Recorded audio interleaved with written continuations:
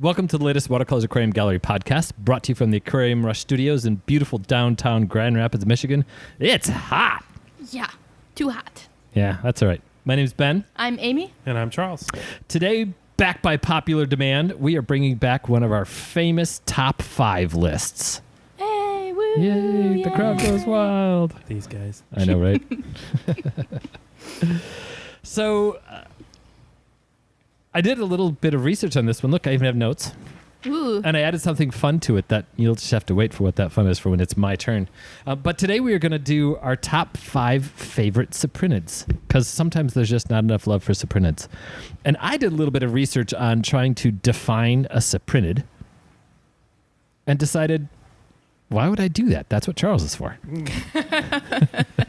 I don't have a good definition for you because I'm a little outdated on what the current going is. Well, I just assumed I knew, so. The problem is for a long time, cyprinids was just kind of the dumping ground for, like, it doesn't fit anywhere else. So, and that's created problems because now, like, people are going back and trying to actually sort through what a cyprinid is. And so far, we're like, oh, God, it's a mess. Yeah, as a result, a peacock gudgeon is a cyprinid, but a goby is not. I can never remember. Somehow they're in the same family, just not in the same, because they're all Gobidae, aren't they? That depends on which taxonomist you talk to. Aha. If it's in family Cyprinidae or order Cypriniformis, it's not in order Gobiiformis. Ergo, it ain't a goby. Yeah. The part that's really annoying to me is, and I can never remember the actual terminology, but there's in Latin it would translate as uncertain placement, and there's and like you can, and it's used specifically to refer to we know it fits in this group, we don't know how it fits in this group. Oh, I and think so if you look at like cyprinids, it's often divided up into tribes. Yeah. And then you'll see a list of like 40 genera that it's like uncertain. It's like it falls in here somewhere. We just don't know how. So at least for the purposes of my list, I considered the safe groups to choose from barbs, danios, rasboras, and loaches. I looked at loaches. Yeah. I thought about loaches. Depending on which taxonomist you talk to, loaches are either in the order Cypriniformis, but not in the family Cyprinidae, or they are in the family Cyprinidae. So I actually excluded loaches and decided to go with the family Cyprinidae, which excludes loaches.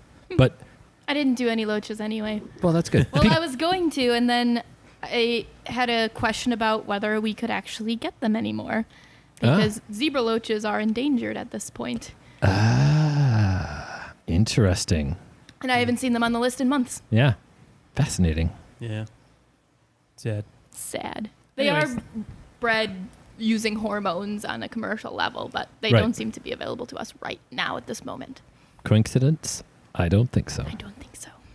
So I did go with the safer definition and included, I didn't include any barbs on purpose, although they definitely would be considered a cyprinid, right? I just didn't pick any because I had a sneaky suspicion barbs would be covered in some other way, shape, or form. What would make you think that? But I looked on the lists. So here's the way that I make these lists, right? Because I'm trying to make it a little bit less overwhelming. I pull out our favorite order list from our favorite wholesaler, and I go through the fish that fit in the category of what we're discussing, and that either says, oh yeah, that guy, or reminds me, oh, they don't have them on that list, but I'm going to include them anyway. And so I looked at danios, rasboras, barbs, but ignored them. Yeah. And so, yeah, Do you danios, think a rasboras, barb and would have barbs. made it on your list if you didn't artificially limit yourself? There were definitely 2 that were contenders for maybe going on the list. But they got beat out for some fun criteria that I'll I'll get to. When I was trying to choose number 5, I went, oh yeah, that guy. And there's something about that guy that I'm rather proud of. So Cool. yeah, that was what I did. How about you? How'd you choose? You just barbs. What are my top 5 favorite barbs? Not necessarily, but I did. For me, at first the list had like 12, but I had a pretty compelling reason for everything why I liked it, and so I just boiled it down to, well, do I think this reason is cooler or is this reason cooler? Oh, that's fun. I like that. Yeah.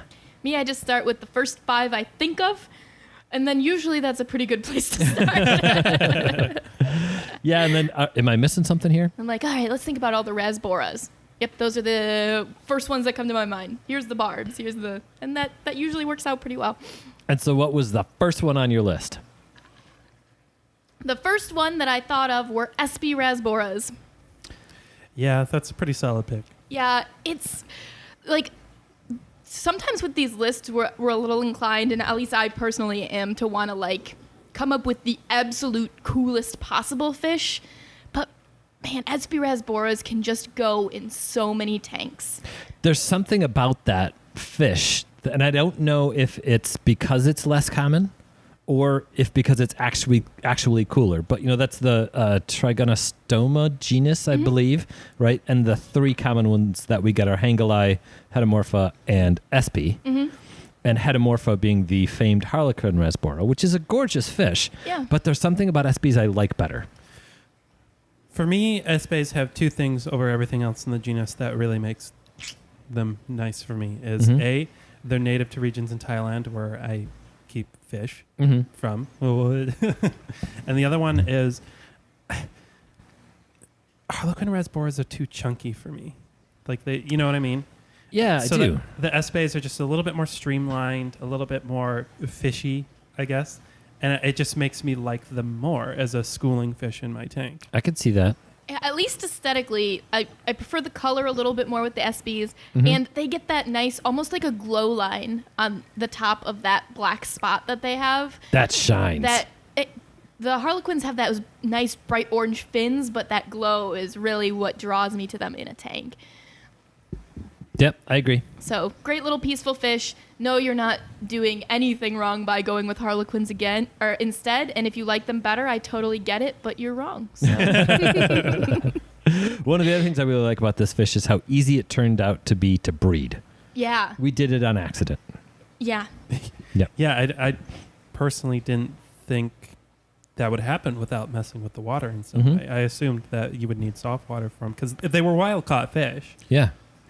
Guess not. And so, breeding expert, describe if you were going to breed this fish based on how we accidentally did it. Yeah. I would say 15-gallon tank, throw in like a dozen of them for like 2 weeks, feed them very heavily. Why 2 weeks, you ask? Well... That's how long our quarantine period is here. And that's what happened. Yeah. And just stuff it full of guppy grass, java moss, whatever you got on hand, hornwort, whatever. I don't know that I would do guppy grass with them.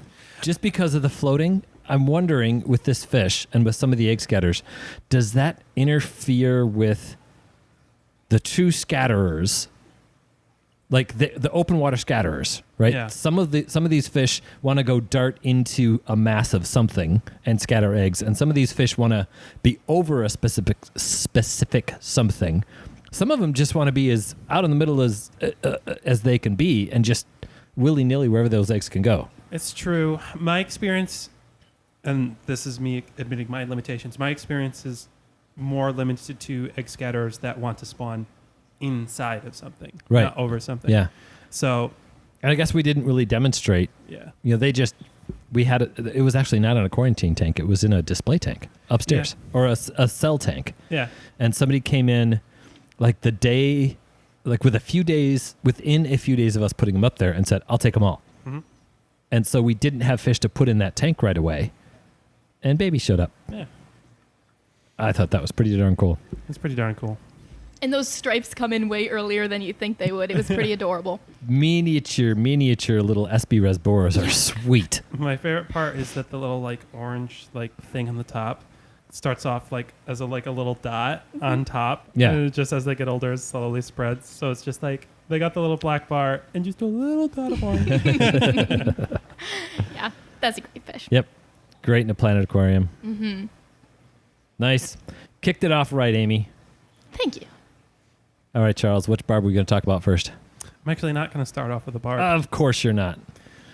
Ever the contrarian. I'm going to say zebra danios. Zebra danios. Yep.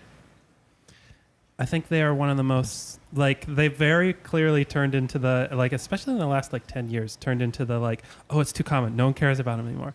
And that's just really unfortunate to me because one of the first, it's not the first fish I ever bred, but one of the first, the males and the females are sexually dimorphic. They get crazy colors on them. And for me, they're a model organism. So, there's so much things in, organism development, embryonic development, cancer, et cetera, et cetera. There's all this stuff we wouldn't know if zebrafish were not in laboratories around the world. That gives them a whole lot of street cred. Yeah. And so it's one of those fish that I'm like, every hobbyist needs to, at the very least, stop and say, thank you, zebra danios. You've done so much for us. I like that. Yeah. Thank you, zebra danios. Ode to the zebra danio. Next time you're in your local fish store and you see them, you don't have to buy them. Although if you've never kept them, you should. But do thank them. In my head, zebra like that. danios are the best beginner 20-gallon, quote unquote, I hate using this term, community fish. Right. Because I can't think of something else that you would keep a group of 6 or 8 of them that I'm like, that's more bulletproof than a zebra danio, White clouds are close. White clouds are very close. Yeah. And I just realized I forgot to include white clouds on my list, which should be, maybe they're on somebody else's. I don't know. We'll find out soon. We have been talking about them a lot lately. Yeah, that's that's the true. only reason I didn't put them, which is a shame. Yeah. Sorry, we're talking about zebra danios right now, though. No, I think white clouds is a good time to bring up here. White clouds would have made my list if it wasn't for the fact that zebra danios are a model organism. That's the only reason they got edged out. Yeah. What is their wild population status? Any idea? Zebra danios are pretty solid. Pretty solid. Okay. Pretty solid. Okay. Yeah. If I'm remembering correctly, India? I believe so. Yeah. But right now they're considered least concern to my knowledge. Yeah. I kept zebra danios multiple times, but when I kept them in my pond, I put 6 of them in the pond in... Knowing me, I should have put them in there in May, so it was probably about June 15 that I put them in the pond. And I put 6 of them in and pulled out hundreds of the most beautiful zebra danios you've ever seen in your life between September and October. And up to October 15, when the water temperatures were getting a little bit on the chilly side, zebra danios were still doing just fine in the pond. And we're talking temperatures probably in the 50s. Yeah. They're insanely adaptable. And fun fact, you don't need a heater for them. Yeah. But you can. You can. Yep. They're not going to be too picky either way. No. But if you want more details on how to do them in a summer tub pond, check out that podcast there episode. We go. Definitely. I like it. So I just wanted to take a moment and be like, thank you, zebra danios. So far, the unifying factor of this group of fish is they're little, they're easy, and they're fun. I think I'll carry on that tradition, but go with something a little bit more on the exotic level. And I'm going with the neon blue rasbora.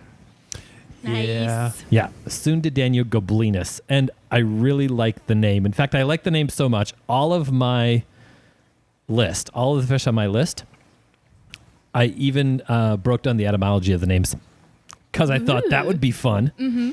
Yeah. So Cyprinidae, Sunda is the name of the main group of islands that make up the Malay archipelago, including Borneo. So that whole string there, those are the Sunda Islands. Danio is simply the local vernacular name for little fish like that. I mean, actually, it's based on a Bengali word. So Sunda Danio means danios from the Sunda region. And goblinus is, like you think, it's goblin. Roar. Right. Because whoever first looked at them thought they were ugly. Oh, mean. I know, which I think is completely wrong. That's hilarious. Yeah. And honestly, I chose Sunda Danio goblinus because we have them downstairs. But this entire genus is so cool. And there's all of them are some variation of a cool little blue and red fish, or red and blue fish, or solid blue fish, or solid red fish. It's like whatever jewel it sparkles like. That's pretty much the only difference. Yeah. Some of them are more emeraldy, some of them are more, a little bit bluer. Little sapphire going on. Yeah, for sure. We have them in one of our planted tank displays right now, and a number of people walk up thinking it's either a neon tetra or a cardinal tetra and look closer and go, well, that looks like a weird neon tetra. And it's not a tetra, it is a rasbora. Amazing little fish that stay small. I would keep a group of them in a 10-gallon tank without a problem. We do have plans to get them down into the breeding lab soon, probably after we've enjoyed them in our display tank for long enough. Yeah. Even So we if don't they have any just moved down a information. pair, it'd be worth it to try, I feel like. That's not a bad idea. Okay, let's do that tomorrow. I know you don't have room. But yeah, soon we will come up with the full breeding part on them. I'm guessing based on the genus and based on the group of fish that they are in, they're going to be an egg scatterer. Yep. Based on the islands they come from, a lot of those islands don't really have consistent water parameters, and a lot of them are going to have harder water on them. Some of them not. Like Borneo definitely has some regions where it's, extremely acidic water, but I just don't think it's the case with the Sunda Danios. Yeah, I'm curious to find out. A lot of the literature I found, it says soft water, but I've also, a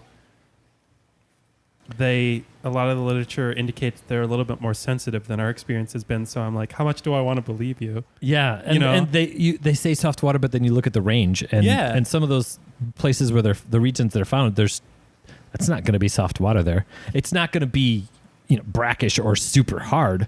It'll be closer to neutral, but that's when you're looking at a profile of something online, whether it's fish-based or seriously fish, like they're oftentimes just listing the parameters of like the type locality for it. This is where we found it. This is what we tested there. But we found out fish are far more adaptable than we give them credit for. So a little bit of experimentation is like part of the fun. Yeah, like those Espe rasboras. Yeah, exactly. Yeah. The neon blue rasbora to me is a fish that should be just as popular as cardinal tetras. Yeah. I mean, it doesn't have the iridescence of the line of a cardinal or neon tetra, but it's more of a solid blue that covers a little bit more of the body. Mm-hmm. And it's more of a metallic. Yeah. Gorgeous fish. They are definitely a fish that give them a couple of weeks before you're really going to make a judgment call, because the color that they get when they mature, the color they have in our display tank right now, it's stunning. Yeah, I think the reputation of that fish is similar to the next one I'm going to talk about, where in fish stores it often looks really bland, and I think it's difficult to notice, and so it gets passed by a lot. But also, this is a fish that has a wide range that I think is probably hardier and more breedable than we may have been told. So I put the African fire barb on my list. I knew it. Excellent call. Excellent call. This is one that I've been kind of sniffing around for years, but the reports of the parameters that they need has always kind of spooked me off of them. Mm-hmm. Based on a few times that we've had them in, I feel like they're a pretty good candidate to be a much more common fish. I don't remember ever losing one, and we have super hard water here. We have a high pH.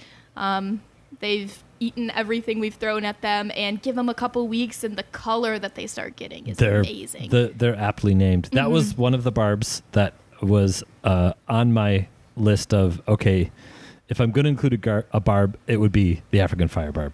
Yeah, and it's such a unique looking fish to me. Like, know of any other fish that I can think of that has that same like narrow vertical barring that's just kind of really special look.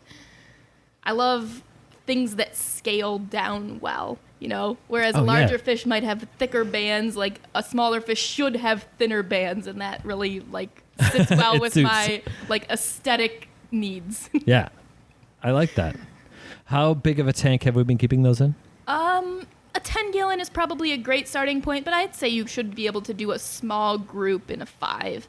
I don't think it's really a schooling fish like most barbs. I think it's a little bit more of, I don't know, communal. Have a couple of dominant males, have some females. I don't think you'd do wrong to have like 2 males and 3 females in a 5, which is a lot of what we've been saying for like the nano barbs and rasboras. Almost treat them like a little cherry barb. Yeah. Yeah. That's a really apt comparison, actually. Yeah. Similar personalities too, honestly. Yeah. We definitely keep them in planted tanks, and we usually have driftwood in the tank. So I don't think we're talking, you know, an inert gravel and fake decorations and no live plants. I think the live plants and the driftwood do give a little bit of a softening effect to the water, and I think that's necessary for a fish like this. But that's going to make all of the fish that we're talking about today, and let's face it, most of the fish we talk about, if you put them in a planted tank and they don't eat plants, they're going to look better. Yeah, we should clarify that when we say, yeah, put these fish in a 5-gallon, it's not like the betta tank you had when you were, like, right. you know, Yeah. put them in a well-established, mature nano tank designed around that. Yep, I agree. They are like the neon blue rasbora, an underrated fish that deserves more place in the hobby. 100% agree. Yeah. I'm going in a completely different direction here. All right, we're ready for it. All right. Tiger barbs. Now, I'm being very specific. I picked one species. Uh-huh. So, first, I want to talk about the etymology of the genus because it's amazing. So, the species I chose is Puntigris anchysporus, which is the Bornean tiger barb. We've gotten a couple different types of wild tiger barbs in the store. This one really left an impression with me. We only got it in one time, and I'm like, that's the epitome of tiger barbs right there. That fish right there. Oh my God. Tiger barbs were like the OG barb for me, and this was like, let's take it to like level 10 of it's a wild type. It's got an amazing orange color. It's got the best black striping of any wild tiger barb I've ever seen. And then it's calm, unlike the domesticated strains. Yeah, for our listening audience, Charles, you need to expand on that a little bit. Yeah. So and not only what you mean, but also what you don't mean. So the domestic strain tiger barbs that are commercially available in the hobby are hybrids of probably 3 or 4 species of wild tiger barbs. And that does a couple things. A, it just makes them look ugly. They get this weird yellowy, sickly color, and they get this weird modeling instead of the striping. I'm not into it. Yeah, and their body shape's a little off, yeah, too. I'm not into it. But the worst part of it is it turns them into jerks. Big and so jerks. now and they are. Yeah. But now everyone thinks all barbs behave like that. And I'm like, okay. They ruined it for everybody. They did. And so then you look at the, like, and then if over the years we've gotten in, I think 3 wild tiger barb species. Yeah, I think and you're I've right. been shocked every time how chill they are.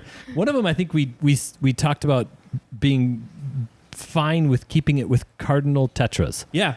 That's this one. Oh, this okay, perfect. Yeah. And Yeah, well done, humanity. You created a monster. yeah, what did you do? Again. I don't know. So, but this fish was really cool to me. So the name, Puntigris. So Tigris is tiger. Yeah. Puntius is barb. So if you're talking about a fish in that genus, it's literally tiger it's barb. a tiger barb. That's pretty fun. What else is in that genus? I wouldn't be able to list them off the top of my head. But any other common ones in that genus? No. No. They're all kind of iffy on availability in the hobby. But here's the thing. They all look very similar, Okay. but I think it's a lot like the Cyprinid, where it's like, what shade do you like? Right. Yeah. That makes sense. And the Bornean tiger barb just really spoke to me. That makes you happy. Yeah, that one makes me happy. Yeah. And so I don't think there's a wrong decision in the genus, but the list was favorite cyprinid species. Right. So I said, well, it's that one. Right, and we've never cheated before. No, never. never. But that was one that I was like, man, that one was really cool. Like, I'm really glad that I at least got to be graced by that thing's presence. How would you keep it? I think a 20 long with like 8 to 12 of them. That's such a good go-to size. Yeah. And just, baby them a little. Yeah. Planet Aquarium, I think this is a fish that would do really well with like, we talked about how it's fine with smaller fish, but I think this would pair really well with some of the Southeast Asian, like small loaches. Oh, yeah. So then you have something active at the top and something active down low. It wouldn't really be biotypic, but I think these would be really cool with those louse striped loaches. Oh, yeah. Oh, for sure. Yeah. I was thinking a school of chain loaches. Oh, yeah. Yeah. Even then. Even better. There's so many good options there. But There's so Even many good coolies, loaches. Yeah. and then Yeah. just crips out the wazoo. Yeah. Obviously. That would track well. Obviously. Yeah. I think that my experience with the stripy barbs, and there's a theme here, is that dark substrates really bring out the color in them, which is a little, what's the word I'm looking for? A little ironic or unexpected. Counterintuitive? Counterintuitive because, believe it or not, there's some really cool iridescence in the striping of some of these species. Mm. And dark substrates really bring that out. Like you would be like, oh, the dark color is going to get lost in the dark. Nope. Beautiful. Yeah, I could see it. That's a good choice. So far, Charles, I like the theme that you're going with, that you're taking what are considered very common fish and bringing out the best in them. Yeah, because I think they have earned their place in the hobby, and I think a lot, at least within our social circles of fish keepers, that's been like if people feel like they've moved on from them, and I'm like, we shouldn't have. Agreed. So, I, on the other hand, am going to stick with the we wish this fish was around more often theme. And this is a fish that it's probably the fish I've kept personally at home the longest because I still have them after 12 years. And it's, I do have another fish in there that maybe that species I've kept longer. But anyway, they're a cyprinid too, but I'm not going to go there. Is it? Huh. I guess I never thought about what they were. The other fish in there? You're talking about the Siamese algae eaters, right? Yeah. Yeah. Yeah, but no, the fish that I'm talking about for this talk is the lake inlay danios, which when I bought them, they were called, their common name was inlay lake rasbora, of which so often those two common names are used for fish that may be considered either danios or rasboras all the time, right? Like the neon blue rasbora is a sunda danio. And there's other fish in that group that, we call this a danio, we call this a rasbora. What is it really? Danios and rasboras are very closely related, and there's 3 or 4 different genera that are called danios and 3 or 4 different genera that are called rasboras, and some interchange. Anyway, when I first got it, it was Inlay Cypris auropurpura, which means cyprinid from Lake Inlay. Probably goes right along with the way that you introduced this group. Like, we don't know what these are, or we don't know exactly where they fit, but we know it's a cyprinid from Lake Inlay. And so that's probably where its original description came from. And then Aura purpura, that means a goldfish with purple clothes. I love it. I know. I thought that was cool. Now they are considered a divario, which is a local vernacular for small fish like these. Not unlike the Bengali term for danio. Divario isn't Bengali. It's, not Bengali, but something else, some other vernacular region, of which there are many. These are a little bigger than some of the other fish that we've been talking about. But other than that, active fish, colorful fish, easy to breed, really hardy, keep them in a variety of conditions. One of the sites says they live for about, the life expectancy is, I think, 4 to 6 years. Yeah. Mine are at least 12, if not 14, and I don't remember exactly when I got them. And I did not get them as fry. So they're at least 12, if not quite a bit older than that. They are starting to get that old fish look, which Some is of them are getting a little long in the tooth, for sure. like, it's such a distinct thing when you see it like in somebody's tank. Like, oh man, that fish is old. Yeah, yeah, they are. They're quite old, but they're great. Yeah. They're in a 90-gallon tank. I think that if you're going to keep them long term, I think I would want to see them in a 4-foot tank because they are a bigger, faster moving fish. I don't think that you're doing something mean by keeping them in something like a 20 long. I wouldn't go any smaller than a 20 long, but really a 4-foot tank with a big group. I started with a group of 12. They bred and reproduced in the tank, and I was up to about 25 at one point. Now I'm back down to 7. But after 12 years, Did that happen? They have been one of the interesting things about this fish is when I got them, and they are so rarely available. I before our latest wholesaler, I had seen them 2 other times in my life on a wholesale list. Now our latest wholesaler gets them about 2 or 3 times a year. But when we got them in, we got in a group of about 50, and 3 of us took the whole group. The other 2 people that took them, every single one of their fish jumped out within 3 months. Oh, no. Right. My tank is not a completely covered tank. In the 12 years that I've had them, I have found 2 on the floor. But nothing close to every single one. It was weird. The way that I bred them was quite accidental. Sometimes I'd have babies show up in the tank, but that was only when I had a big, huge mass of guppy grass in the tank. So lots of cover, lots of places for the fry to hide. If with the guppy grass gone, I've not seen a juvenile show up in that tank, and that's because the parents eat them. But I also had for a while a lot of big masses of Java moss in the tank, and I just simply pulled that Java moss out and threw it into 10-gallon tanks, and babies showed up. So true egg scatterer. I wonder if they do well in a mop. I guess giant danios are really a good mop spawner. So there's some experimentation to be had there. Yeah. I want to go back to the tank thing. Yeah. I think if you want to keep them long term, 4-foot is the way to go. Only because they're so much more fun to watch. They're so fun. You want your danios to be able to do the danio thing. Yeah. And in a 4-foot tank, a fish, this is going to get close to 3 inches, maybe even a little bit bigger than that. They want to be able to do the danio thing, and they're active and they're fast, which is probably why they end up jumping out. Maybe you have a deeper tank, and maybe that's why they didn't jump. You do have a little bit of like arching cover in that tank too. Yeah, but I haven't over the years. Right. That tank has changed considerably over the last 12 years.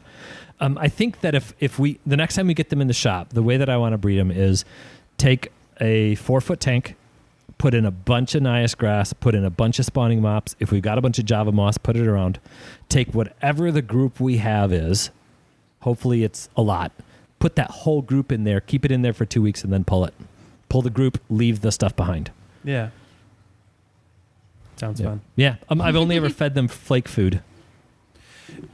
Honestly, I love this pick because I genuinely and honestly think this is the most underappreciated of the large danios. I feel like all large danios are underappreciated. I don't disagree with that, but this one, I feel like... Except for giant danios, those are overappreciated.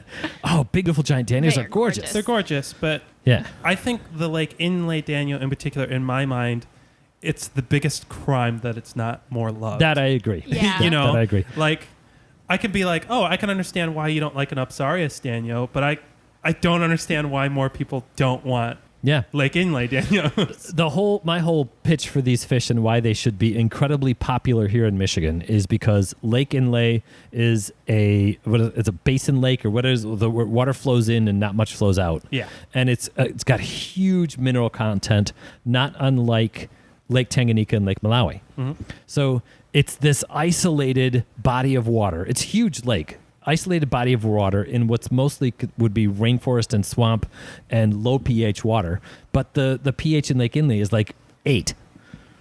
So, no, maybe it's even 7.8. Right? It's like the water coming out of the tap in Michigan. And so they adapt beautifully to it. I wouldn't say they have to adapt. They just exist in it. They exist beautifully in it. Yeah. Yeah. They love it. Super easy, super hardy. Because of the experience of some of the other people I know, don't let them jump, because apparently they do that. Just not for me. I have looking at that body shape, you gotta assume it can jump. I have had heaters in various states of repair and disrepair on that tank. Currently, there's no heater on that tank, and there hasn't been for 4 years. I mean, they're a danio. Yeah, yeah. I should say they're a true danio. Yeah. But the tank is in my basement, and it probably gets down to the mid 60s in the winter, and they show no difference in behavior. Which, by the way, same with the Siamese algae eaters and the Amano shrimp. Interesting. Do we know where celestial pearl danios off the top of your head? Lake Inle. That makes a lot of sense, because those the celestial pearl danios breed best in low high 60s. Oh, sure. Yeah. It's also a higher altitude lake. So all of this is starting to make sense. It's all coming tracks. together. It all tracks. Yeah. Yeah. Interesting. Had to include the only showcase fish I still maintain happens to be a cyprinid. Well, my danio pick may go a little bit better in the 20 long, because I went with fire rings. Fire rings. I actually have etymology information on this fish. Yeah? Because this is Brachydanio chiathete, and based on the look and spotting of a fire ring danio, what do you think chiathete means? Chiathete. You might even be able to guess. It eats keys? No. Pretty sure it just means spotted. It means leopard. Leopard. Yes, so... That makes more sense than eating keys. Uh-huh. I also learned in my research for this that it has a striped form, too, which doesn't fit as well with the leopard name, but still has that same orange fin look. Really? Yeah, I just like that bright orange that this fish can get. It's a little bit different compared to some of the other danios.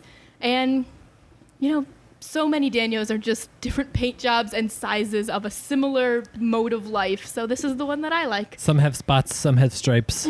Then a little bit of yellow or orange or blue or green, whatever. Yeah. So this one gets about 2 inches at the most, which I think is a good-sized danio for, your focal point school. It's not really a nano fish, but it's not a big one either. I feel like in a lot of the aquascape contest tanks, there'll be a big group of 30 of these in a 120 centimeter tank. Yeah, it's just like a good classic look for a school. Yeah. It adds to the scape without taking too much away from it. It's not like an in-your-face. Yeah, but still just kind of gorgeous on their own in their Beautiful. own right. The movement is really so much of it with danios. We have a group of them in the breeder lab right now. Excellent. And what are you doing to try to breed them? What's the strategy? Spawning mops. Just spawning mops. Have you pulled a mop to check? I haven't tried that yet, but my understanding is danio eggs aren't very adhesive. So I think if you're going to do that, you would have to use one of the Sterilite containers we have all over the place around here. Just so that when you pull it out, when they fall out of the mop, they're in water still. And are they going to, do we know, are they going to dive into the mop, or are they going to hang out above the mop and spawn? So the brachydannios, they definitely spawn over stuff. Over stuff. Okay. Yep. So this is going to be one you're keeping them in there for about 2 weeks, making sure they're nice and fat and happy, and then pulling them out and see if something shows up. Yep. Temperature? I don't think it matters. Ambient. We have ours at 73, and they seem very happy. They do look happy. They look good down there too. Yeah. Yeah. They're just in a 10, right? Yeah. Should be fine for them for this. Yeah, it's not like a long-term thing. It's just, a disco floor. Pay attention to the water quality, and they should be fine, right? Yep. Yeah. Right now, they're getting a 50% water change every week. I like it. Yep. And have you tried things like, Let's do a water change this time with water that's slightly warmer. Let's do water change this time with slightly cooler water. I have not. Wouldn't that be fun? Something that should be tried, actually. Yeah. My brain is so stuck on, like, that's corridor breeding strategy that, like, I didn't, you know what I mean? That's lots of fish breeding strategy. Yeah. I know the people that are attempting to breed coolie loaches will not only simulate rain with changes in temperature, they'll actually sprinkle the water in slowly after they let it evaporate for like 3 or 4 months down to 2 inches. And then they'll slowly fill it back up and sprinkle it in with warmer water. I had a special colander for that with my Cory cats. Did you? Yeah, I did. It's just got the right drizzle effect. Exactly. That is a very cool level of geekdom. Yeah. Oh, wait, this is Amy's fish we're stealing. That's okay. We already went over danios so much that I feel like so much applies. I Yeah. don't have a special emotional 12-year attachment to this fish. I just really like him. Oh. It's a pretty cool fish. That makes you cool. What you got there, Charles? All right. You're going to find a theme here. So, my favorite group of barbs are the striped barbs. And they're divided into 2 groupings. There's the robust barbs, like the tiger barb I talked about. Yeah. And then there's the gracile barbs, like the hexazona barb that I'm about to talk about. I was really thinking about putting Desmopuntus rhomboocellatus here, but my experiences with hexazona just make it just a little bit more fun for me. This is a fish that I have tried to breed multiple times in the past, and it's never worked out for me. The first time I tried, I bought 6 of them, and I bought all the ones that the store had. And it was the first time I'd seen them, and then I went like 4 years without seeing them again. I kind of appreciate how readily we get them around here, because I remember when they were hard to find. Well, for some people, they are hard to find, but Yeah, well, we're special. we are special. But I appreciate that. So anyways, I bought all 6, took them home, and as they matured, I learned I had a male and 5 females. And I thought, sweet, I only need 1 male, you know? Yeah. Anyways, so I paired that male sequentially with each female twice. Nothing. And he would do his little dance, and every single female rejected him. And to this day, I remember describing that to my buddies that, like, they're non-fish keepers, but they just thought it was the funniest thing. To this day, we still refer to that specific fish as the ugliest hexazona barb on the planet. because the gag we had was that, like, every single one of those females, for all they knew, he was the only male on the planet. Right. And every single one of them said, let the species die. Yeah, I wouldn't get with you if you're the last man on earth. I have never seen fish do that. But there you go. Yeah. These are definitely a soft water, black water Yes. barb. And that Yes. was something that I was actually doing. I think I had them down to like 4.9 at one point. Wow. And nope. Nothing. Dang. So we are currently in the process of revisiting that for me Excellent. in the breeder lab downstairs. I have a couple ideas of how to approach that, but we shall see. But just that that's just too good a story not to tell in this podcast. Oh, yeah. It's just Perfect. like, oh, And it only made you love them more. I know. It's just, and they're perfect. They have the perfect shade of orange. They have, I love it when they're comfortable in a tank and they, like, on the edge of each black scale, there's that little bit of green. So across the room, they have that, like, almost green halo effect. To me, they kind of look like if you know, somebody who is decent at illustration started drawing a wild type tiger barb, and then they let their 5-year-old draw the stripes. Yeah.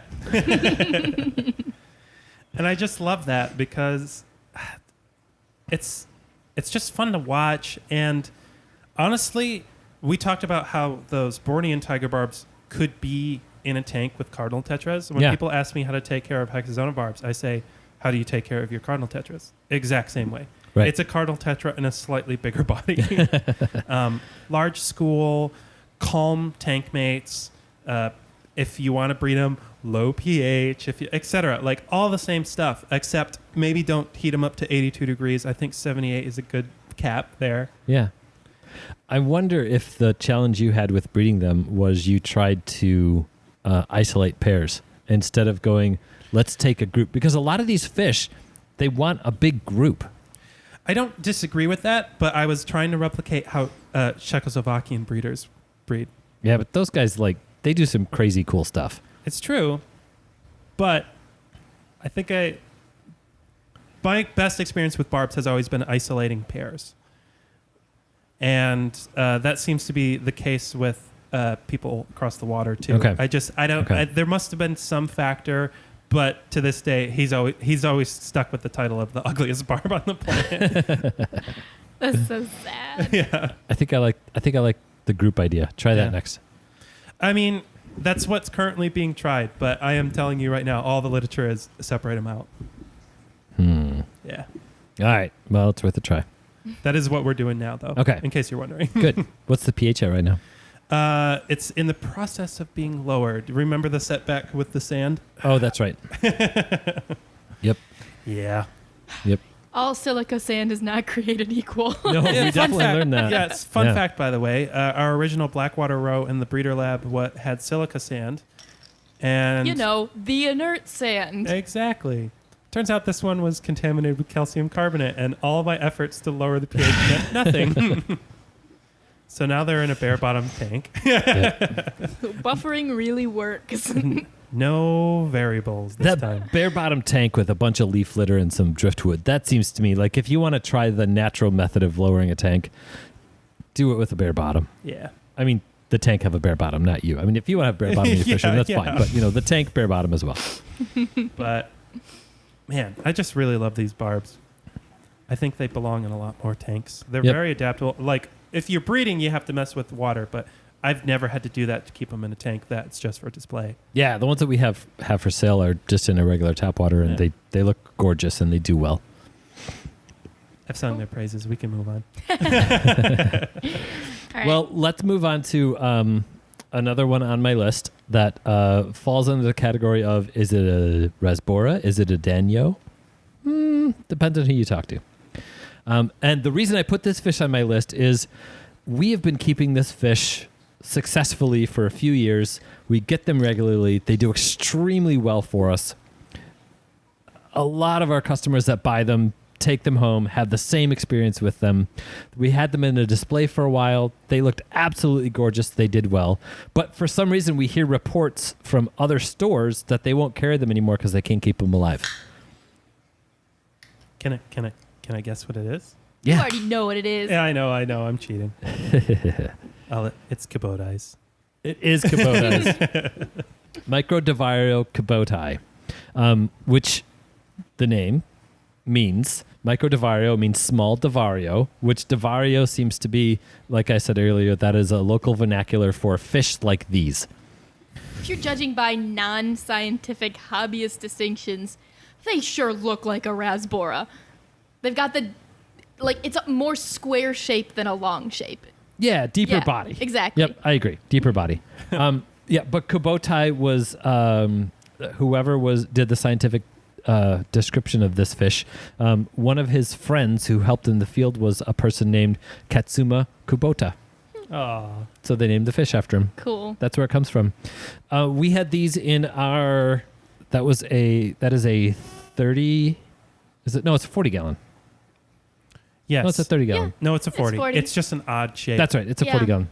It's a 2-foot 40 gallon. That's right. Yeah. This was in a high tech. No, it's a 30 inch. That's what it is. It's a 30 inches. inch 40 gallon tank. This was a high tech Planet aquarium. CO2, fertilizer, soil, all that stuff. Plants grew like crazy. They grew so much we had to pull them out. The rasboras did great. If you've seen our should you try an all-in-one fertilizer video, they're featured. Those are the rasboras that were subjected to all of that. And they did great. Yeah, they did fine. This is one of the best greens in an aquarium fish that I know of. I personally, Can't I would argue argue at I all. think it's the best Yeah. because I can't think of one I like better. For me personally. Yeah, it's the most neon-y of the greens. You know, the neon green, or the green neon tetra. Let's face it, guys, that's not green. That's blue. It's blue. It's just a little greener than a neon tetra. Mm-hmm. But this is truly a bright minty green is what I think the best way to describe it. And it's noticeable from across the room. It is noticeable. Looks fantastic in a Planet Aquarium.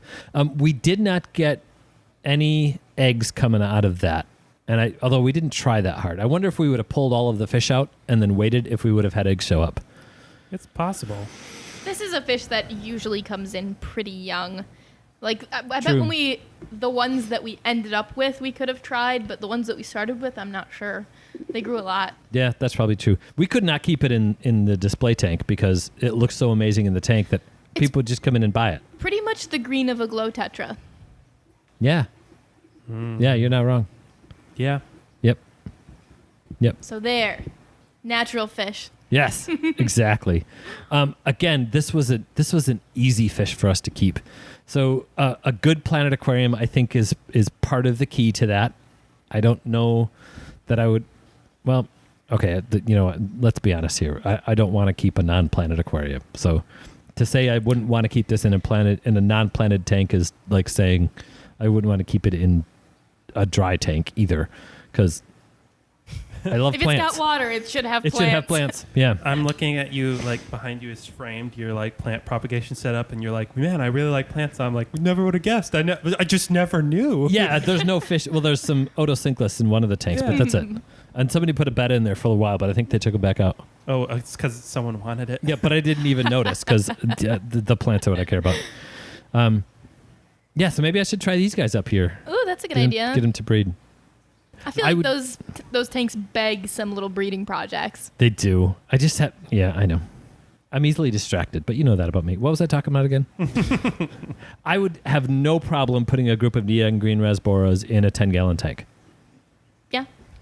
Bigger is better. A bigger group is better. They are worthy of being the focus fish in a 30, 40, or 50-gallon aquarium with 30 or 40 of them. Dude, if you did a 75 with like 50 of them. Oh, it'd be incredible. Come on. Like, it would be the best tank you've ever had. Yeah.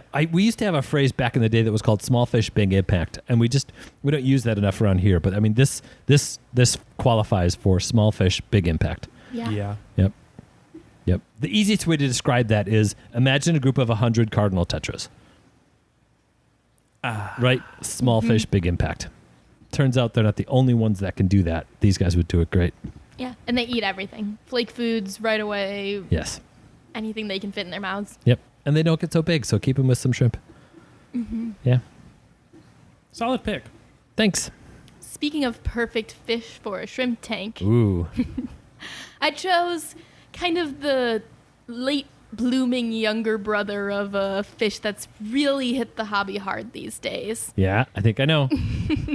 I went with Bararis Eurypthomoides, which is the exclamation point rasbora. Excellent. I knew I was right about the genus. I was not right about the species.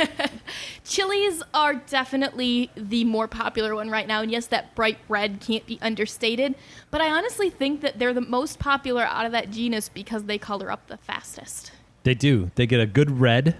The other ones are mostly orange, but the chilies are a good red. The orange on the Eurypthomoides is fantastic. It's beautiful. And we've kept them, and it probably took a couple of months for that orange to really show the way that we wanted it to.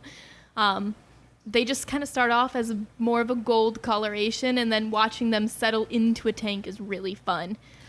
Yeah, the thing I miss most about your little aquascape project being torn down is that we don't have mature exclamation points anymore. Yeah. Because people would be like, oh man, that's the ugly one. And I'm like, well, these are cool. And they're like, yeah, they are. It's chilies. No, it's not. Well, the other common name for them is the least rasbora. No, they do not deserve it. Did you look up the etymology of Bararis? I already knew the etymology of Bararis. Well, Bararis that's good. is an anagram for rasbora. Yes, it is. This isn't a rasbora, but it's really close. Bararis. Take that, science. I like that name. Yes. I don't Whoever came think up you with can go that wrong is with any hilarious. of the members of this genus. No. I mean, like the Sundadanio, when you're talking about Bororas, Europhthalmus, or Brigitte, you should just, or Europhthalmoides, you should just talk about the genus and say, pick one. Yeah. Yeah, the contrarian on me says pick exclamation point rasbora though. Just as long as Yeah. it's not the chili. Like, as if there's anything wrong with No, that. But the strawberry and the phoenix, Yeah. They're so great. good. they're great. a little more red, a little more orange, a little more black, a little less black. I actually really love, it's kind of almost a similar coloration to your Desmopuntis. Yeah. That green iridescence that gets on that black stripe. Oh, sure. It kind of is a similar striping coloration, just much, much smaller. It is the only group of fish I can think of right now. Nope, I just thought of a couple others. But the only readily available group of fish right now that I would have no problem keeping a group of them in a 2.5 gallon tank. Yeah. Yep. And it's the only fish I can definitely sign off on. This fish will not eat any of your shrimp. And I can't think of any other fish other than Bararis that I would say that for. Maybe threadfin rainbows. I think I might, on a technicality, say hatchet fish because they just are so incapable of picking something off the Yeah. bottom. If a baby shrimp were to swim above a hatchet fish, Oh, yeah, to devour it. Gone. but yeah, you're probably right. That's a good one. Yeah, Bororas, maybe the ultimate nanofish. Did you guys put Bararis on your lists? I did not. I did not. Cool. Well, I'm glad we got to him then. Yeah, I was hoping I had that in my head as an alternate in case somebody took one of mine. But so far, I think we're doing okay. You already took one of mine. Actually, you took two of mine, but I I knew did? you were going to. Ah, I couldn't not put the Sundadanios, and I couldn't not put the Kubotais. sweet. Yeah, those two to me are, of all of the fish that we've talked about, those two are the ones, even more than the Lake Inlay Danio, those two should be like, everybody should know about those fish. Mm-hmm. The Lake Inlays, they're really hard to get your hands on, Yeah. right? But we see the Sundadanios and the Neon Grand Rasboras on our list all the time. When we get them in, we move them pretty well. Mm-hmm. But everybody that is slightly into fish should have heard of those fish. Yeah. Yeah. It's so funny, though, for such a diverse group of fish that we're talking about today, how nano our picks have skewed. There's no big fish on here. That's true. I think that cyprinids, I think there's a greater number of nanofish in that group than in any other group. That's probably true.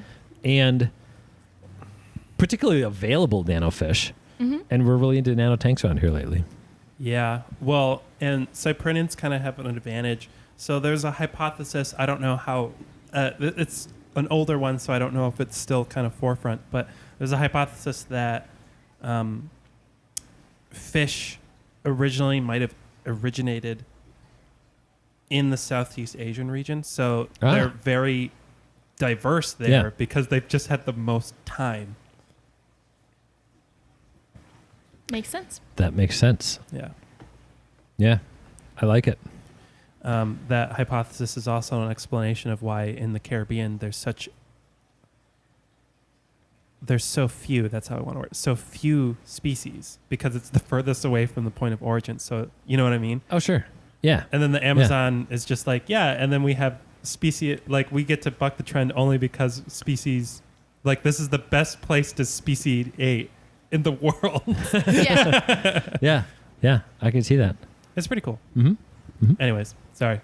Big digression there. That's kind of what we do.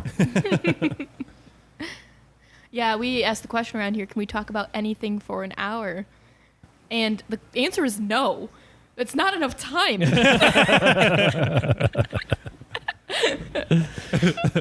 Yeah, you kind of make you're not wrong. Sorry, everybody. Yeah, I know. All right, Charles.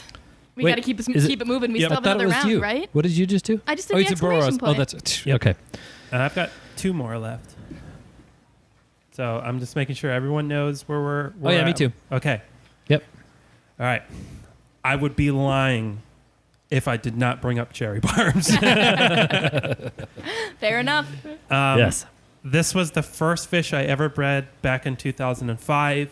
It was literally inspired from a tropical fish hobbyist article called, I think it was literally called Egg Scatterers 101.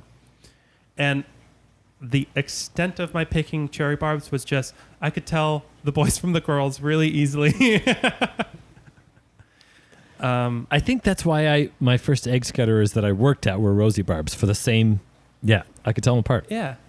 And my go-to strategy with cherry barbs has always been pick two boys, pick two girls, separate them out from the rest of the group for about a week. And then in a week, pick your best girl and your best boy, stick them together on a Friday night. And then they'll either spawn Saturday morning or Sunday morning at first light. And for, back when I, had the weekends off, I would, that was great because then I could, take photos if I wanted to and then pull them out before they could start looking for eggs. They are egg hunters. A lot of these egg scatterers are egg hunters. They're amazing at it. Yeah. But a good spawn of cherry barbs can have like 200 fry. And I will tell you, I have never done that. I cull mercilessly, but, I don't want deformed fish. That's sad. Yeah. We call because we care. We call because we care. 200 fry in a weekend that's a lot of babies. That's a lot of babies. Yep. But that also, like the ability to just spawn like that, it was really good for me in the first few tries because if it didn't work or they ate the eggs, I would reset 2 weeks later and try again. Yeah. Yeah. And so I think 6 generations. Nice. I would pick my 2 favorite males of whatever batch I'd raised. I would go out buy new females just to keep the genetic diversity going, and that would be my next generation. How quickly do they mature? About 6 months. Oh, that's not bad. No. Yeah, I like it.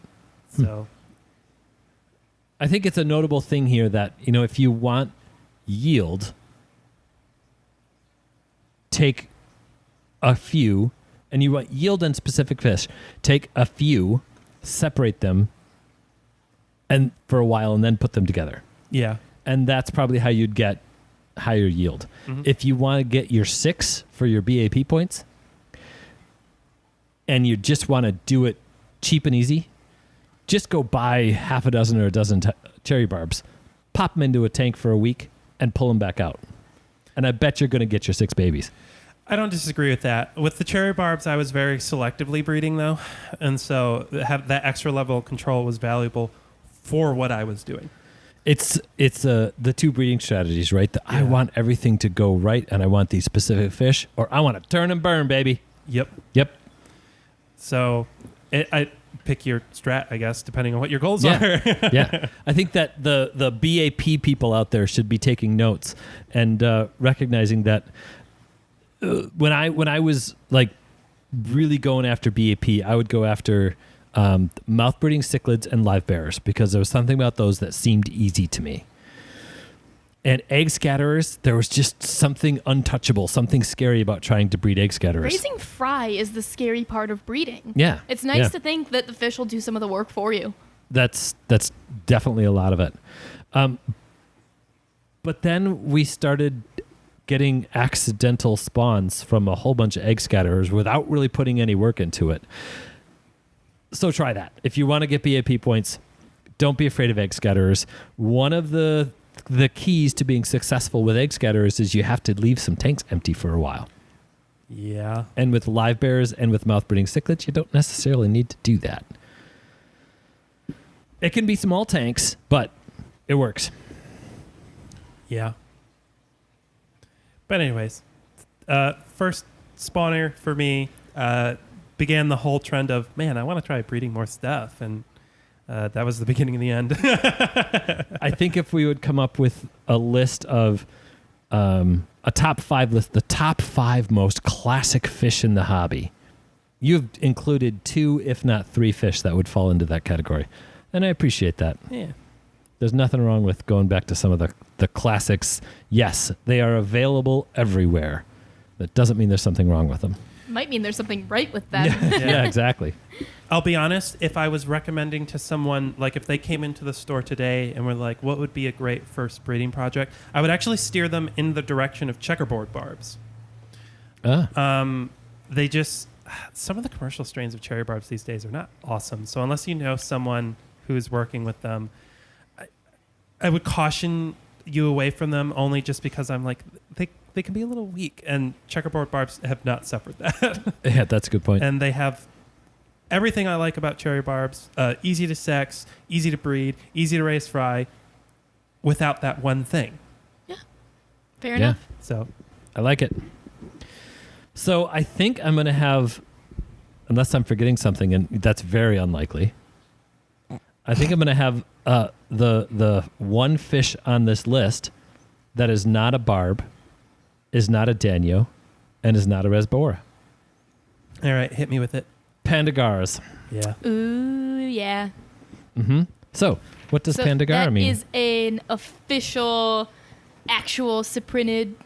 It is definitely in family Cyprinidae, Okay. not just order Cypriniformis.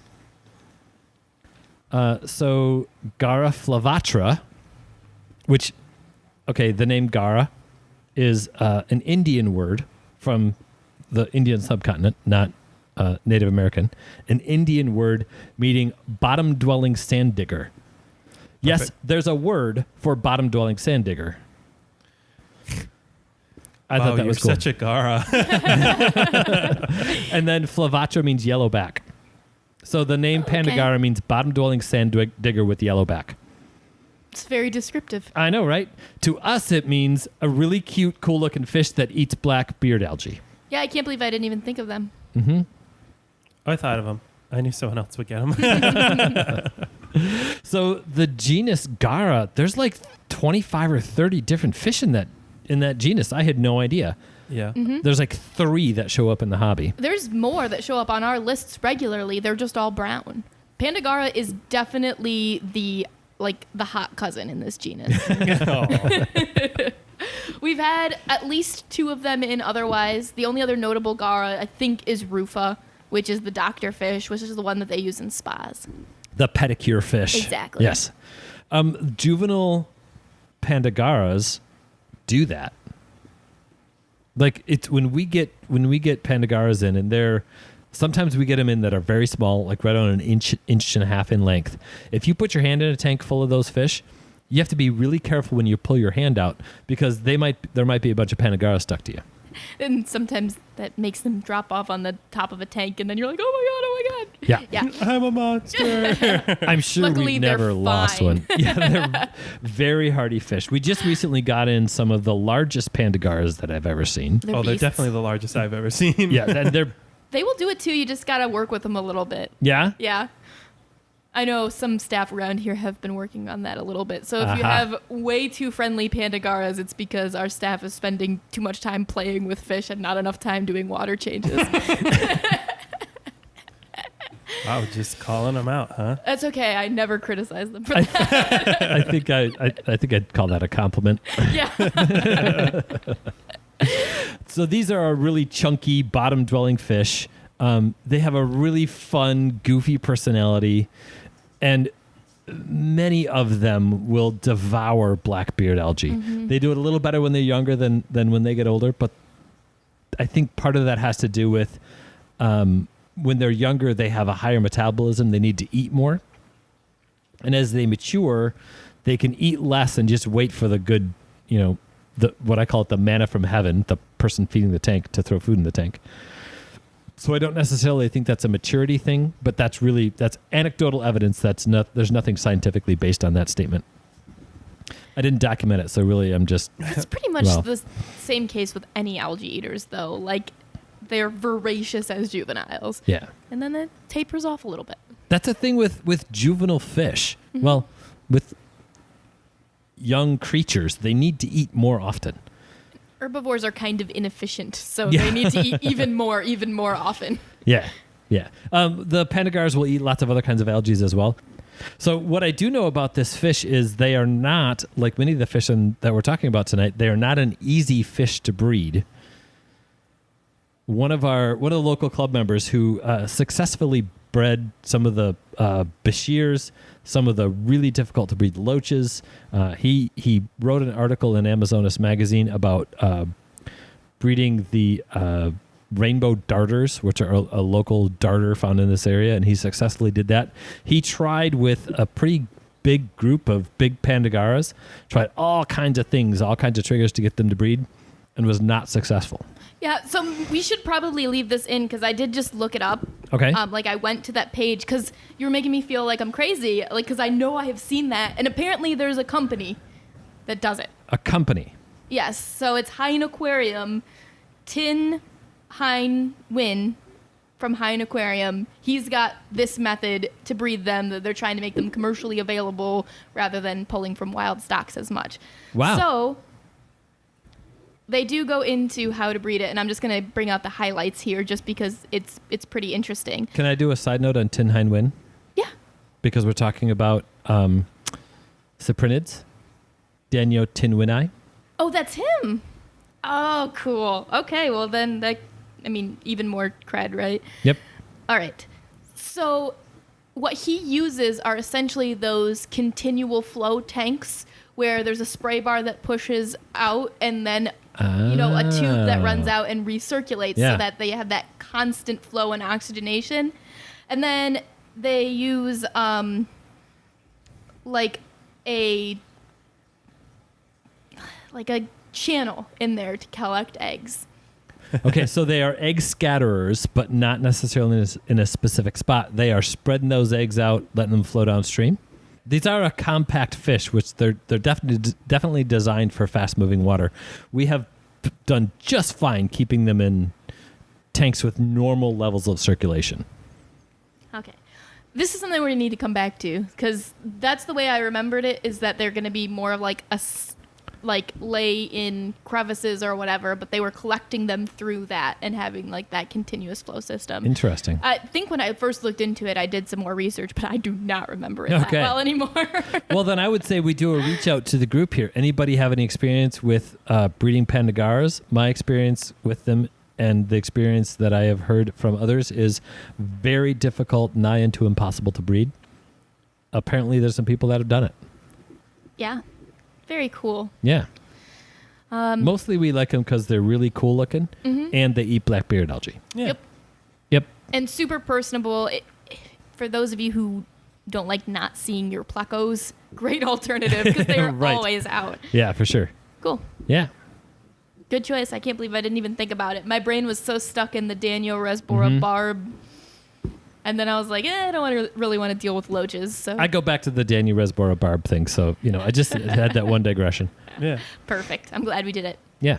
All right. So I can't get past the nano fish here. And I'm okay with that. really, I've always been a little bit stuck on the nano African barbs. So being able to get them in lately and actually see them and work with them in person, yeah, that's really encouraged that. I know which one it is. Because we've got this amazing group, and really it's a perfect tank for them downstairs. We've got a 5-gallon tank, chock full of Saswazzer tang, and 5 African butterfly barbs. Yeah. Those are gorgeous. If I would have included barbs on my list, you covered the two. The African fire barb and the African butterfly barb. The nano, they're the two. They're so perfect to me. Butterflies are pretty, and so are African butterfly barbs. Mm-hmm. That's why they're called that. I love the yellow that their fins get. I think it's really unique and really flashy, but I love their little spotting too. I think it's beautiful. Gorgeous. So they are in a 2.5 gallon? They're in a 5 right now. In a 5. How many of them? We have 2 males, 3 females, a pile of Saswazzer tang, and a sponge filter. And that's pretty much it. But and it they looks look great. amazing. The activity is perfect. Watching those males flare up at the females and dive around together. I feel like we're not going to get anything out of them unless we soften the water a little bit. But just the behaviors are worth it. Yeah. I think what we should try is set up another tank identical to that and pull them out and pop them in there and don't put anything in that tank. We should do it quick because as soon as people hear this podcast, they're going to buy those fish. But they've been in there for months, and I think that's ridiculous. Come on, guys. Get it together. Buy those fish. Yeah. I mean, don't. it's true. Yeah. So we should pull them out Yeah. and leave that tank empty and see if they have been spawning in there. Yeah, let's try it.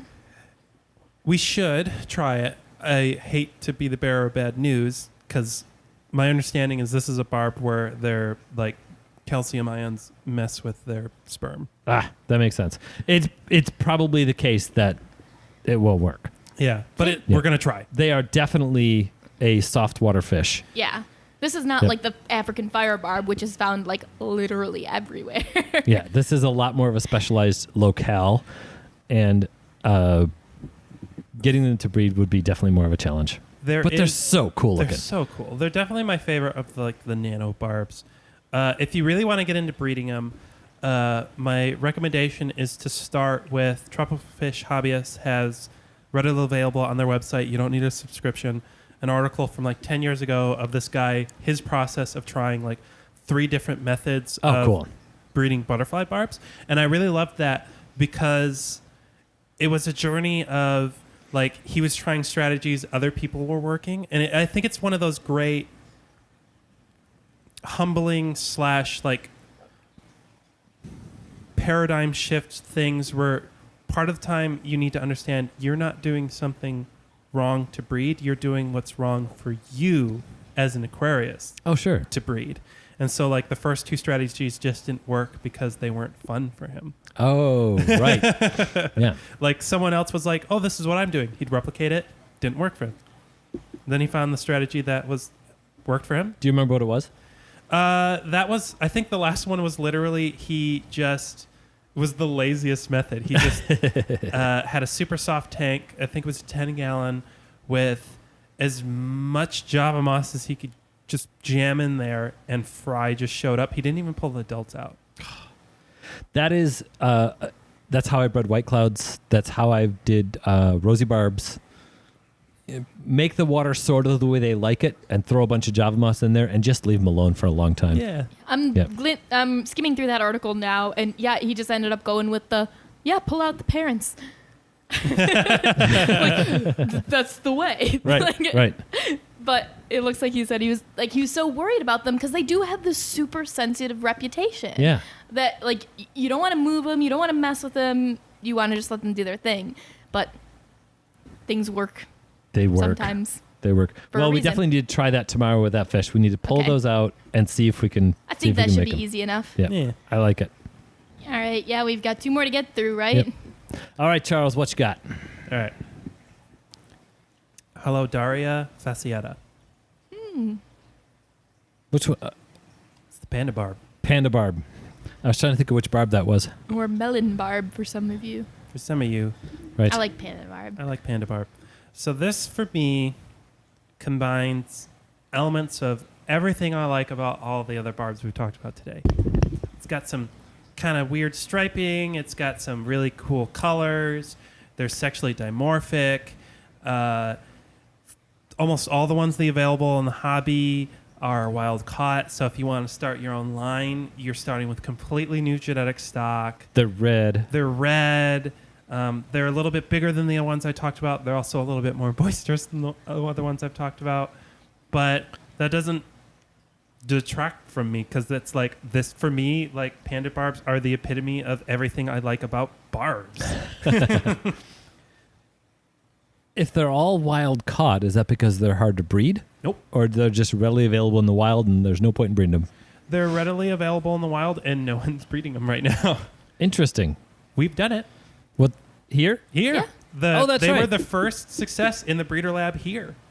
You'd think I should know things like that. The panda barbs that are on the sales floor right now are that batch. Sweet. And there's a male in there that is making me really tempted to take some of the females from the panda barbs we have in QT right now and get a Gen 2 watercolors aquarium galley panda barb. Do it.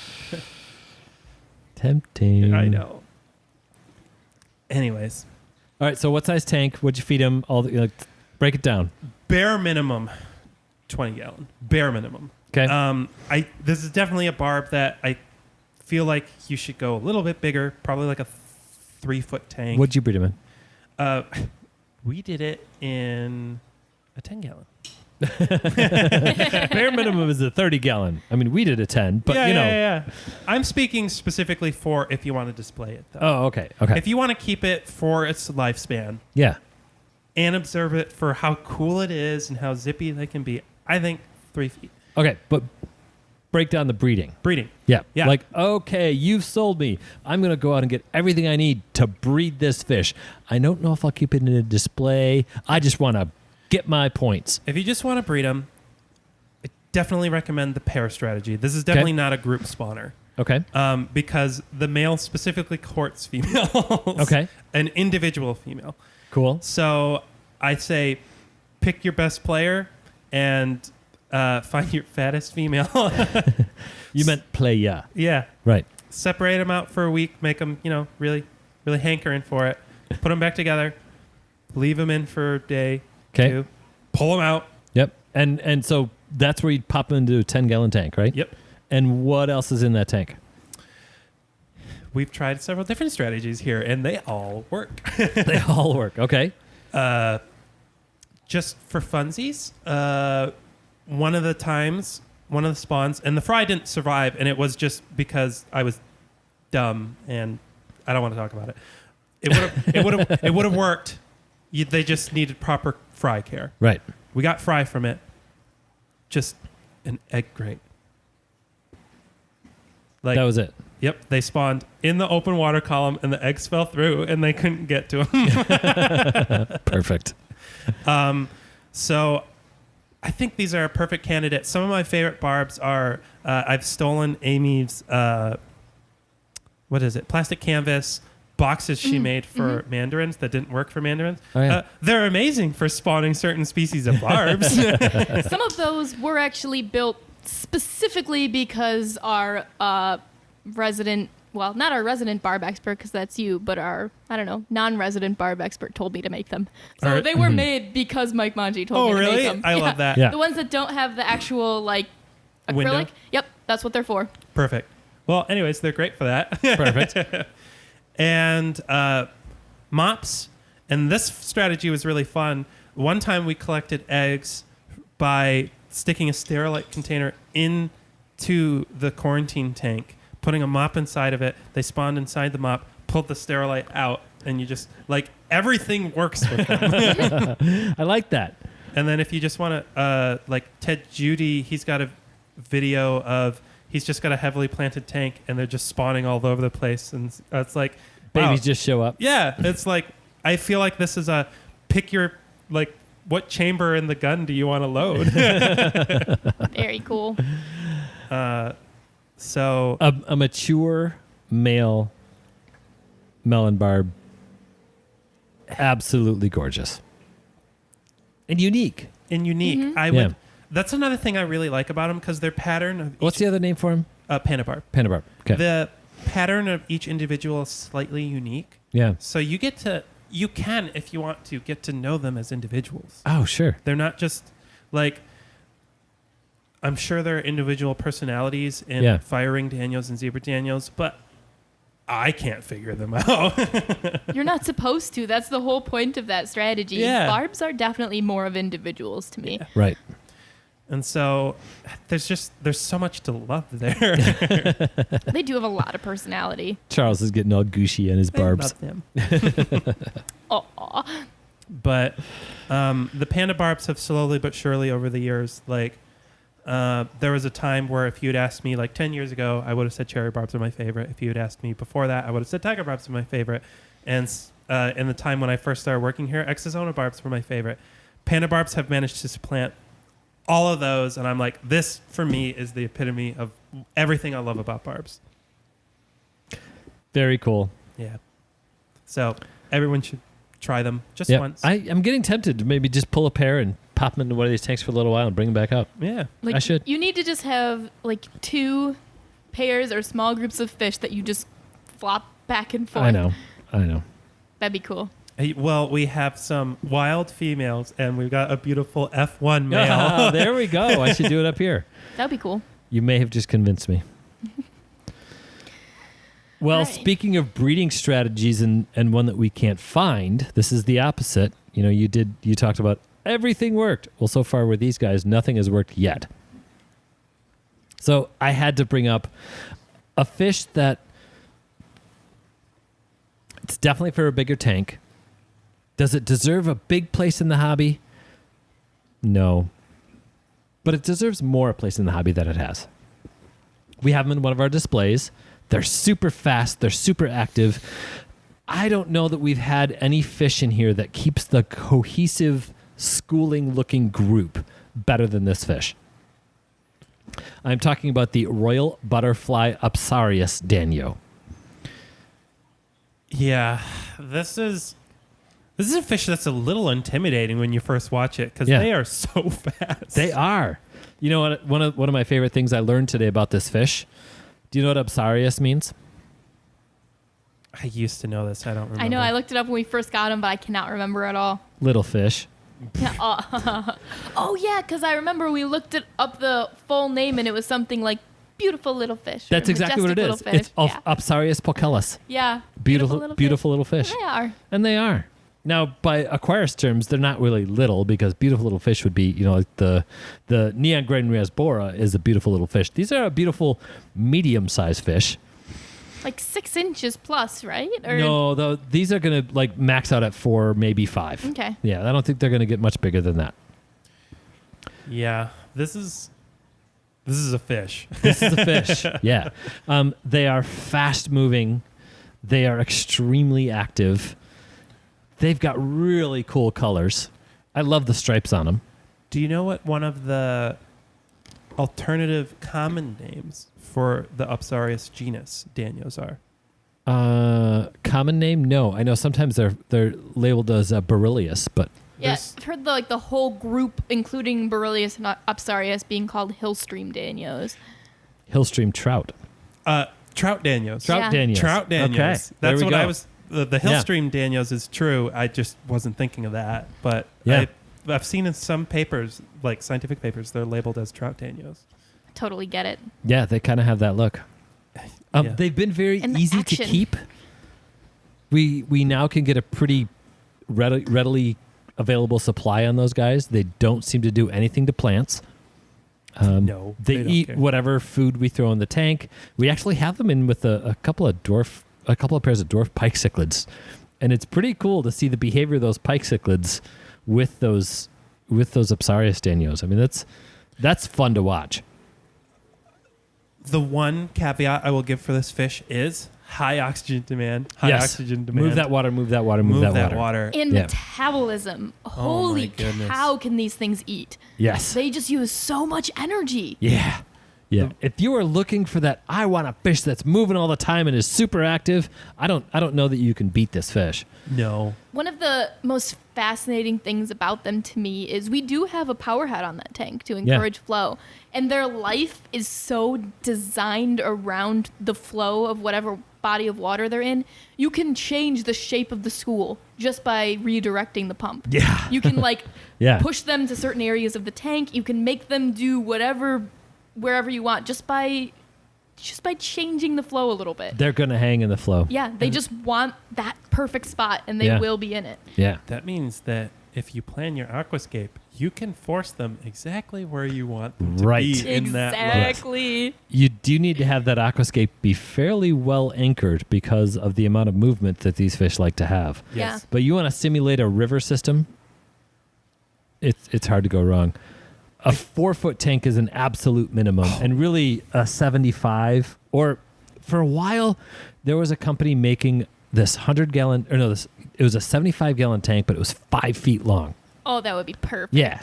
Yeah. It was like it was 60 by 16 by 16 or some weird dimension like that. So cool. It would have been a fantastic tank. Especially if you go all in on the riverbank look. You got that smooth rocks and sand and epiphytes. We have them in a kind of a funky custom 100-gallon tank that's 54 inches by 20 by 20 or right around that size. 75 I think would be just fine. Yeah. Somebody who's looking for that big group of fish to add to a 125 that's got high current, that'd be perfect. I 100% believe this, and I stand by this. You need a lid. Yeah, absolutely. 100%. You need a secure lid at all times. Because I don't know if you've seen how I have to feed them, because they will jump out. Yeah. But I literally slide it over just enough for the syringe to fit through, and I squirt it in, and I've still had to bat some back into the tank once in a while.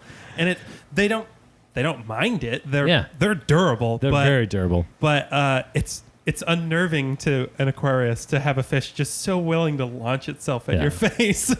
I wonder if you wanted to breed a fish like this. So we've tried a couple of things, but with the current that these things are used to and where they want to stay in the current, I wonder if we would take a piece of egg crate and divide the tank, and even just the last foot of the tank, have it so the fish couldn't get into the last foot of the tank, but have the power head blowing across the fish and into that tank. If they aren't scattering eggs, and those eggs are, if they just like drop those eggs and those eggs just flow downstream quickly so they don't have a chance to get to them, and if they would flow into that egg crate area and maybe they'd survive. It's only a theory. I've never tried it. We're just, sitting here talking about these fish. And I've definitely seen males try and draw females into the plants before. have you? Yeah. Okay. But like in the way that it just seems more like play acting, like, Yeah. like he's not really sure exactly what he's looking for, but he knows he needs to do it. But that was probably only a couple of months after we got them. I haven't seen that in a long time. That makes me think that put them in a high current tank with a bunch of stuff in it, keep them in there for 2 weeks and pull them out and see what happens. Yeah. But, if anybody has had an experience with this fish, let me know. I know there's one person who commented on our YouTube video of it saying, "Oh yeah, I did this. Let me tell you all about it." And I haven't gotten an email from him yet. So hopefully you're listening. Please send me an email. Please, we need to know. It'd be fun to try. Yeah, I would love to learn more about how to breed those fish. We've got them in with Yeah. Pandagaras too, which I think is a great fit. It's a good fit. Mm-hmm. Yep, it's a good fit. It's a cool tank. They would I also like it. fit in well with Hillstrom loaches, if that is your... Oh, for sure. Well, you know. they I think did for they're a little while. Yeah, I think they're from the same region. probably. Mm-hmm. Yeah. Mountain streams in India is where these guys are mostly found. The Apsarius and Borelius group are very similar groups. They were grouped in the same genus for a while. Bigger danio types. Mm-hmm. And mostly India, Bangladesh, up in the mountains. Cooler water's probably fine for a lot of them, but Well, great choice. I was wondering if we were going to get to talk about them. I had to bring them up. We brought those in and put them in a tank because I like them, so I had to bring them up. Very Who cool. did we miss? All of them. All of them. That's the thing with this group. It's just like there's so many winners. That's true. Chopre danios. Mm-hmm. I'm surprised actually that Chopre danios did not come up. To me, that might be the most colorful of the small danios. That's my personal, the prettiest small Yeah. danio. The Tinwinnie was a close one on my list too. Yeah. That's like It was the one of my nano danio. alternates. The nano danio. That was hard the for me nano to say. danio. Yeah. Nano danio. We didn't talk about celestial pearl danios. I don't like them that I much. know, but the erythromicrons, the green neon danio, as it's sometimes referred to, and they're not green, they're blue. They look to me like the same color scheme as a celestial pearl danio, only they have vertical barring instead of spots. Yeah. Only they're hardier, more outgoing. I like them better. Erythromicron, is it Divario? Erythromicron? I think it's danio. Danio? No, they're Celestes. Oh, they are. Selectes. That makes sense. Right. I always forget that there's that little. So same genus as the celestial pearls. Yes. Yeah, that makes sense. Who else did we miss? Let us know. I'm sure there's some big ones. Yeah. Did we go, are you like the whole time go, talk about this fish? And we didn't. Yeah, let us know. And if you have bred any of these fish, let us know too. Yeah. You can email us at podcast@watercolorsaquariumgallery.com. We do all definitely look at those. Love to see your pictures. Love to hear your stories. That's been really amazing. And we'll post a little post for this on Facebook too. Make sure to check us out on Instagram. Make sure to check out our new TikTok. We've been having a little too much fun with that. I've been blown away by the huge outpouring of support that we have had for these podcasts and YouTube videos and all the stuff we're doing. We are going to keep on doing it because people seem to like it and we're having a lot of fun doing it too.